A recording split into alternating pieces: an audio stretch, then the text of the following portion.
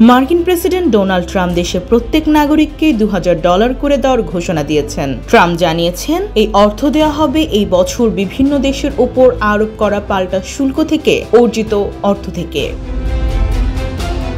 মার্কিন সংবাদ মাধ্যম অ্যাক্সিওস এবং ওয়াল স্ট্রিট জার্নালের প্রতিবেদনে বলা হয়েছে, স্থানীয় সময় রোববার ট্রাম্প সামাজিক যোগাযোগ মাধ্যম ট্রুথ সোশ্যালে লিখেছেন, আমরা $1 ট্রিলিয়ন আয় করেছি এবং শিগগিরই $37 ট্রিলিয়ন ঋণ পরিশোধ শুরু করব।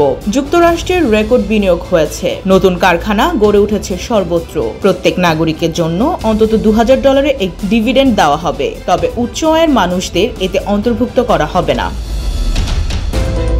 এই ঘোষণাকে অনেকেই ট্রাম্পের নির্বাচনী কৌশল হিসেবে দেখছেন, কারণ যুক্তরাষ্ট্রের সুপ্রিম কোর্ট এখন তার শুল্ক নীতির সাংবিধানিক বৈধতা নিয়ে শুনানি করছে।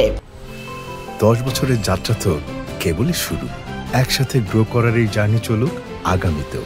পাঠাও 10 years of growing with you। বিচারপতিরা শুনানিতে প্রশ্ন তুলেছেন, ট্রাম্পের শুল্ক আদায় আসলে রাজস্ব সংগ্রহের একটি পদ্ধতি কিনা, নাকি আন্তর্জাতিক বাণিজ্যে ভারসাম্য আনতে নেওয়া এক ধরনের জরুরি পদক্ষেপ। যদি আদালত শেষ পর্যন্ত রায় দেয় যে এইসব শুল্ক অবৈধ, তাহলে মার্কিন সরকারকে আমদানিকারকদের কাছে $100 বিলিয়ন বেশি ফেরত দিতে হতে পারে। এদিকে মার্কিন ট্রেজারি সচিব স্কট বেসেন্ট জানিয়েছেন, এই $2000 ডিভিডেন্ড সরাসরি নগদ অর্থ হিসেবেও দেওয়া হতে পারে, আবার কর ছাড়ের মাধ্যমেও পাওয়া যেতে পারে, যেমন বকশিশ বা অতিরিক্ত সময়ের আয়ের উপর কর না নেওয়ার সুযোগ।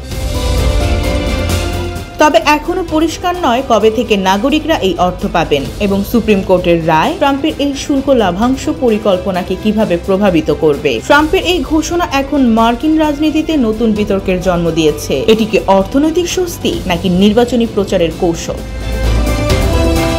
ডেস্ক রিপোর্ট, জয় জয় দিন।